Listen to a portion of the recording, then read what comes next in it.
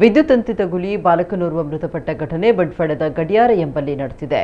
ನೇರಳಕಟ್ಟೆ ಸಮೀಪದ ಕೊಡಾಜೆ ನಿವಾಸಿ ಶಹೀರ್ ಮೃತಪಟ್ಟ ಬಾಲಕ. ನೇರಳಕಟ್ಟೆ ಸಮೀಪದ ಗಣೇಶ್ ನಗರದ ಫ್ಲಾಟ್ನಲ್ಲಿ ಬಾಡಿಗೆ ಮನೆಯಲ್ಲಿರುವ ಶರೀಫ್ ಅವರ ಪುತ್ರ.